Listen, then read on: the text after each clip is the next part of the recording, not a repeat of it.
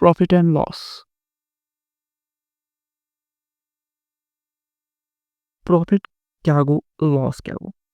Profit go ये तय फायदे यो। फॉर एग्जांपल तय अनु का आइटम 5,000 रुपयन तय कुनु ये 60 रुपया गो अम साथ गसे प्रॉफिट। ठीक है। लॉस कम साथ गसे अगर से का आइटम 5,000 रुपया अनु चा कुनु से 40 रुपया गो अतमस गस लॉस। ठीक है। वंस पुछनस क्या कंसेप्ट कॉस्ट प्राइस गो सु प्राइस यस मस आखास मटेरियल कॉस्ट बेयस अतमस डिलीवरी चार्जेस डिलीवरी चार्जेस यानी कि ट्रांसपोर्ट कॉस्ट तहत मस इंक्लूड कर तथ वन कॉस्ट प्राइस हको इस कन वन यह गो सु प्राइस यस पे तय का आइटम छु करन हेवन पत करन तय रिसेल यानी कि सेलिंग प्राइस पत कुनु तय अच वन सेलिंग प्राइस बेश ब्याक markup price sir selling price तो मार्कअप प्राइस मस क्या फर्क बुसा मार्कअप प्राइस गो फॉर एग्जांपल वन छु तो आइटम कोर्म डिसाइड इस हसा कनोनी 5,000 रुपया।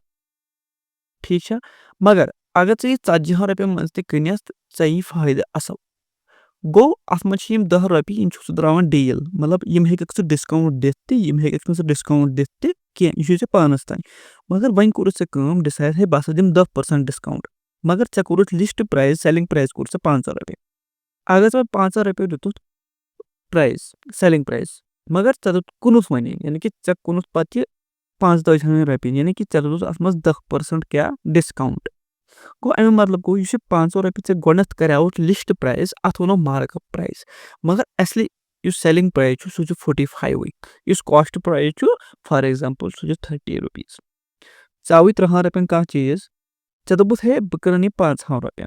मगर मगर पत कुनुस चे 5,000 रुपया इस 500 रुपये गोडत वन हे बह सा कनी 5,000 रुपया अत वनो मार्कअप प्राइस इस वन 5,000 रुपये कुनुत वन एक्चुअली अत वन सेलिंग प्राइस तो इस गोडनथ कास्ट अत लागत आई बनावनस अत वन कॉस्ट प्राइस अत कुन सात वन परचेज्ड अमाउंट तो यथ वन कुन सात सेलिंग अमाउंट तो यथ वन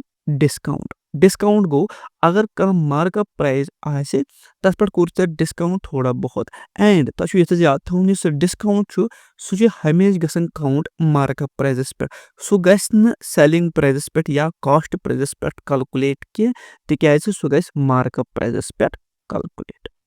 आई होप तह समझ आमत वन करो ब्या कत इत कॉस्ट प्राइस अगर सेलिंग प्राइस खुद ज्यादा तेल क्या गि तेल गि लॉस तेल गि नुकसान अगर one selling price cost price खुद ज्यादा तम सात गि प्रॉफिट गो ठीक वन वुच बह प्रॉफिट परसेंट कोता गि प्रॉफिट परसेंट आसन बराबर प्रॉफिट कोता डिवाइड बाय कॉस्ट प्राइस कोता इंटू 100 इत याद फार्मूला यह गो प्रॉफिट परसेंट कैलकुलेट करने खातर वन गो लॉस परसेंटेज करने खातर लॉस परसेंटेज वन लॉस कोता गो डिवाइड बाय कॉस्ट प्राइस क्या अम सात इंटू 100 अत वन लॉस परसेंटेज चाहे प्रॉफिट परसेंटेज या लॉस परसेंटेज दोनों कैलकुलेट करने कथ पे कॉस्ट प्राइस पे मगर अगर वन डिस्काउंट आसी कैलकुलेट कर डिस्काउंट हमेशा गसन मार्कअप प्राइस पे कैलकुलेट। ठीक है। यानी कि जिस मार्कअप प्राइस आस पर एक्चुअल सेलिंग प्राइस अथ दरमियान डिफरेंस तथ वन डिस्काउंट। आई होप तह समझ आमुत तिक यह क्विक रिविजन अत मज ज्यादा एक्सप्लेन करने कोशिश कर क्या बे हेक इत कन वन कॉस्ट प्राइस बे सेलिंग प्राइस। ठीक है। अगर कॉस्ट प्राइस कर बह प्लस प्रॉफिट सह बन सेलिंग प्राइस अगर बह सेलिंग प्राइस माइनस लॉस सह बन तम सात सेलिंग प्राइस ठीक कॉस्ट प्राइजेस अगर से प्लस कर प्रॉफिट सो हसा बन सेलिंग प्राइस अगर वन कॉस्ट प्राइजेस जगह अम साथ लॉस तम साथ बन नो अमाउंट यी सो बन सेलिंग प्राइस बैक वन प्रॉफिट हसा छु आसान बराबर selling price minus cost price ठीक है अगर वहीं लॉस आस कर सो गो cost price minus selling price sir ये क्या गो उल्टा बुझ सकत का ये सेलिंग प्राइस बोर्ड कॉस्ट प्राइस लकुट ये कॉस्ट प्राइस बोर्ड सेलिंग प्राइस लकुट तेल गो लॉस नुकसान गल कुछ चीज अमाउंट ज्यादा ओमुत मल मगर ऐ कुन योर सस्त तम खुद अम मतलब गो ऐ गी तम साथ नुकसान वह वो क्या बेसिक क्वेश्चन यम एग्जाम मज तो यमन कथ अप्रोच कर बाय क्विकली यानी कि मिनिमम टाइम गोस लागुन अत ज्यादा टाइम लागुन क्या सो तो वो क्वेश्चन नंबर 1 क्या question number 1 one a shopkeeper brought an article in 400 rupees and sold it for 320 rupees find out the loss percentage of the shopkeeper वो अच्छा थोन क्या कथ याद वो क्वेश्चन कथ कर अम क्या वो गो ब्रॉट मतलब गो अमिच कॉस्ट प्राइस ओसमुत अत कोता 400 रुपीस मगर सेलिंग प्राइस हसा बनो कोता 320 क्लियरली ये गुमुत लॉस कोता 80 rupees go loss 80 rupees अछु वन सुई loss find out the loss percentage of the shopkeeper अछु वन लॉस परसेंटेज कसा गई को 80 डिवाइड बाय मैं वो तो गोडथी यू गसन कॉस्ट प्राइस पर कैलकुलेट प्रॉफिट या लॉस गो 400 into 100 यानी कि परसेंटेज बनाने खातिर से जितना करा 4 मकले जन्म 0 4 1 4 2 20 एम मतलब गो एम इज गो 20% लॉस कोता गोस लॉस 20% यानी कि ऑप्शन ए छो करेक्ट आंसर ठीक है इस पर क्वेश्चन नंबर 2 पर दबन a shopkeeper brought an article for 340 यानी कि कॉस्ट प्राइस छो एम is 340 rupees and sold it for 272 rupees यानी कि इसमें selling price 272 rupees find out the loss percentage अच्छो लॉस परसेंटेज कोता गो बुझ सा वो यम साथ लॉस गसे CP माइनस SP ठीक है 340 minus 272 8 6 68 go miss loss 68 but 340 into 100 ये 0 तो ये 0 का cancel 34 1 34 2 and go 20% bay loss go athi D part answer I hope that we figure that out as can go calculate be yem question chuna te one yem you he question they wish you RPF constable shift to one small question question number 3 if a person brought an item RS for RS60 and sold it for 25% profit then the selling price of the item would be दबन एक नफरन ओन cost price फेमस पेवन शेयर रुपये मगर यह सेलिंग करे अत सेलिंग प्राइस कोरन अम हसा जून अत मज 50% प्रॉफिट तई वनु सा अम कतिस क्या कोन ये मतलब सेलिंग प्राइस क्या रोद पदार्थ बुझ सा ये अमिस फायदे यानी कि अमिस प्रॉफिट प्रॉफिट कोता पेन पर अगर ये कॉस्ट प्राइस छु शेयर रखे ये शेयर रप इक्वल टू 100% ठीक है वह अमिस फायदे 50% यानी कि अम सुन कॉस्ट बने 150%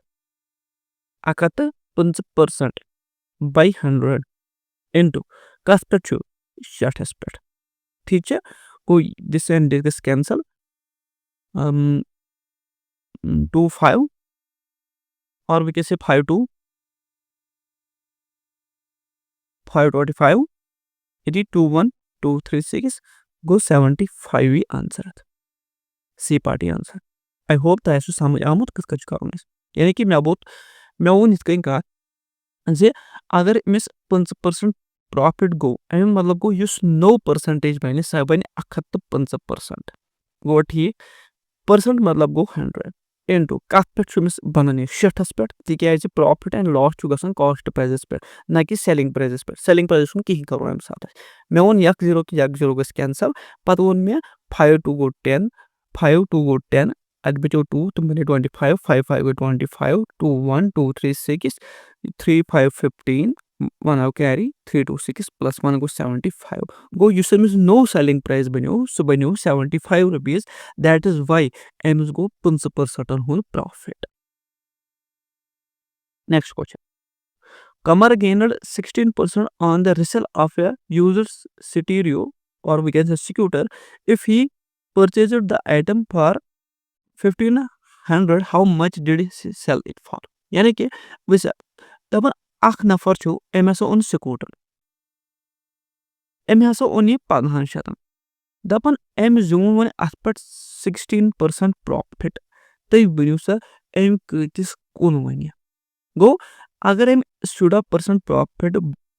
जून अत मज युस 9 परसेंटेज बन सह बन 116% सह 116% कपर आव वैसा अगर अमिस गोड 1500 आव कॉस्ट प्राइस सह 1500 छुना बराबर कतिस 100%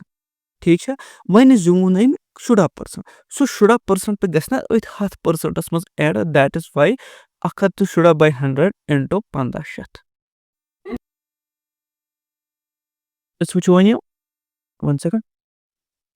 ये जीरो तो यम जीरो गसन कैंसल 116 zarpe 15 गो अत 5 6 गो 30 3 कैरी 5 1 5 8 5 1 गो 5 बनो 116 जीरो 4 7 अक गो आंसर ए पार्ट यानी कि अम्यून 1500 स्कूटर 5 जून 16% प्रॉफिट तो एम कोनिया एम मतलब वो एम कोनिया 740 रपी यह RRB ALF टेक्निकस ओमुत शिफ्ट 2 मल ओमुत यानी कि शिफ्ट 2 क्वेश्चन तो वो पाने इंपॉर्टेंट एग्जाम क्वेश्चन यम यीत सहल आसान गो प्रॉफिट एंड लॉस थोन खाली याद प्रॉफिट गस कैलकुलेट कॉस्ट प्राइस पे जुस लॉस सह गस कॉस्ट प्राइस पे कैलकुलेट मगर युस डिस्काउंट सह गसान मार्कअप प्राइस पे कैलकुलेट वैसा back question इतनस दपन 5% more is gained by selling a cow for Rs 10 रुपये then what is the gained by selling it for 1000 find the cost price according to question which was क्या one यह दपन 5% is more gained by selling a cow for Rs 10 रुपये गो गोनिक selling price 1 छु कोदा 10 रुपये ठीक है दपन अगर ये वन कस कन सेलिंग प्राइस 2 थो 1000 रुपये दपन तुम वो सा कॉस्ट प्राइस कूत गो अमें मतलब गो युस 10 छु माइनस 7 छु यह 5% बराबर कत यह 5% बराबर into 100 इक्वल टू अम नियरेस्ट कॉस्ट प्राइस कूत ठीक है यानी कि यम 5% फॉर एग्जांपल अम हसा कुन यह कतिस 10 रुपये अम हसा जोन 5% ज्यादा मगर तुम वो सा अगर यह 7 से कन तुम वो सा अम सुन कॉस्ट प्राइस यानी कि यमो कतिस गो अनम गो अम मतलब गो 10 माइनस 7 अगर बह कर सह बन 5% बराबर गो अम मतलब गो 10 divided by 5 into 100 5 1 5 2 2 into 100 गई 200 यानी कि एम सुन आंसर छु B part. I hope that you video very पसंद